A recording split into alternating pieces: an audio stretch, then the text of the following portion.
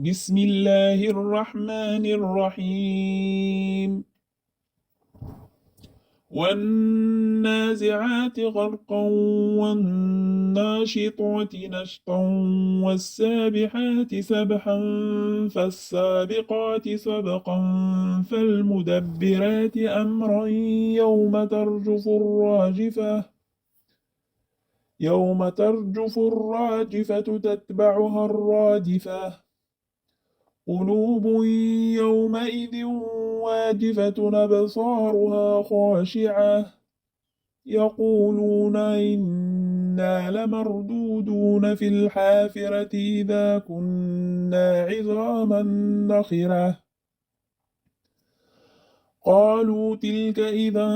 كرة خاسرة فإنما هي زجرة واحدة فإذا هم بالساهرة هل أتاك حديث موسى إذ ناداه ربه بالوادي المقدس طوى اذهب إلى فرعون إنه طغى فقل هل لك إلى أن تزكي وأهديك إلى ربك فتخشى فأراه الآية الكبرى فكذب وعصى ثم أدبر يسعى فحشر فنادي فقال أنا ربكم الأعلى فأخذه الله نكال الآخرة والأولى إن في ذلك لعبرة لمن يخشى أنتم أشد خلقا من السماء بناها رفع سمكها فسواها وأغطش ليلها وأخرج ضحاها والأرض بعد ذلك دحاها أخرج منها ماءها ومرعاها والجبال أرساها متاعا لكم ولأنعامكم فإذا جاءت الطامة الكبرى يوم يتذكر الإنسان ما سعى وبرزت الجحيم لمن يرى فأما من طغى وآثر الحياة الدنيا فإن الجحيم هي المأوى وأما من خاف مقام ربه ونهى النفس عن الهوى فإن الجنة هي المأوى يسألونك عن الساعة أيان مرساها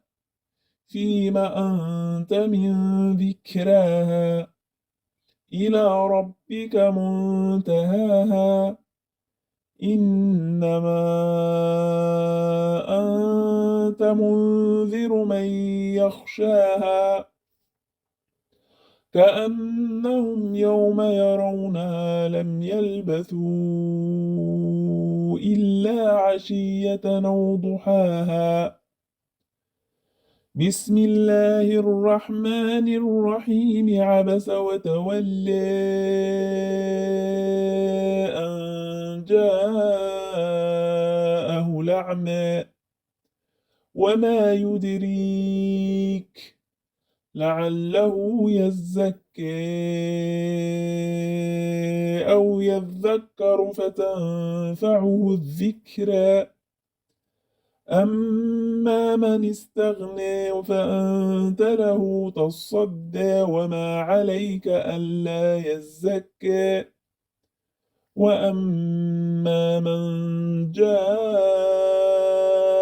يسعى وهو يخشى فأنت عنه تلهى كلا إنها تذكرة فمن شاء ذكره في صحف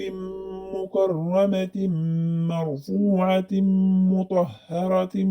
بأيدي بأيدي سفرة كرام بررة قتل الإنسان ما أكفره من أي شيء خلقه من نطفة خلقه فقدره ثم السبيل يسره ثم أماته فأقبره ثم إذا شاء أنشره كلا لما يقض ما أمره فلينظر الإنسان إلى طعامه إنا صببنا الماء صبا ثم شققنا الأرض شقا فأنبتنا فيها حبا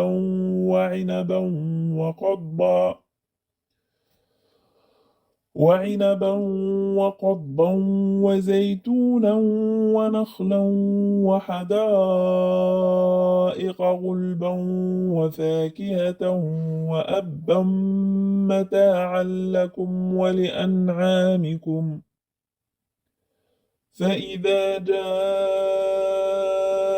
الصاخة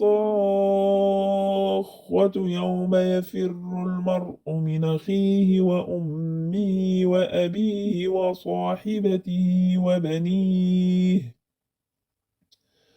لكل امرئ منهم يومئذ شأن يغنيه وجوه يومئذ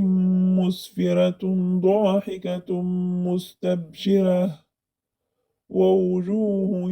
يومئذ عليها غبرة ترهقها قترة أولئك هم الكفرة الفجرة